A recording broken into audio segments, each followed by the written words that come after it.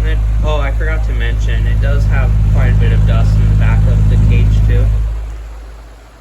So I gotta get that cleaned out maybe. But I'll be going back home, so I won't be able to do that now. I had all this time, but I decided not to.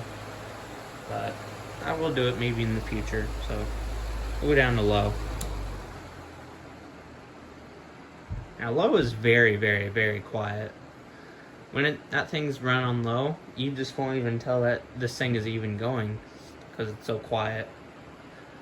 And it still blows a good amount of air.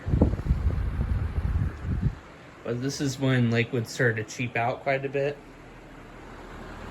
So that's when Lakewood started to cheap out. They were just as good as Patton. I remember back when they were out in the 90s and the 80s and the 70s. They were each other's direct competitor with the blue blades and stuff. And then they changed to silver. Like when the Holmes buyouts came out, and then when the black ones came out. I don't know who bought that at that point. But really great though. Very quiet on low. As you can see in the windings, very clean, very little dust. But it's usually need good little cleaning on the blades, and then on definitely at the back of the cage too. So yeah, we'll go up to medium.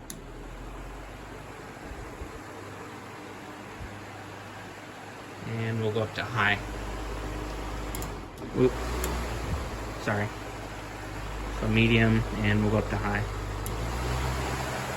That's the thing about these, is that the switch is very slippery, if you didn't know. If you don't know these generations, is that the switches underneath, they're very slippery. So you can easily switch to different speeds. You don't even realize it.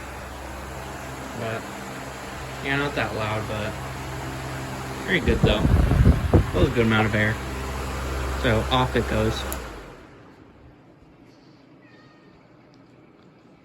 And it's got a quick spin down time, and that's just because the way how they designed them. Because every generations of these, they had a very quick spin down. So like the HV-12 as I have, the HV-9 and the HV-4, they all got quick spin down times. Even the HV-18s and the HV-21, which I want to get those two at some point. I want to get the HV-21 and the HV-18. Those are the only two I gotta collect now. I mean, I still gotta get one of these if I don't get this, but I'm not sure. I already have the HV-12, the HV-9, obviously, and then the HV-4. But yeah, it's in really good condition. And it's from 04, so I forgot to show you, but if you don't believe me, here's the manufacture date, 12/04. So it was built in December of 2004. But yeah, that will do for the fan. Be sure to like and comment, subscribe, and I'll see you guys later.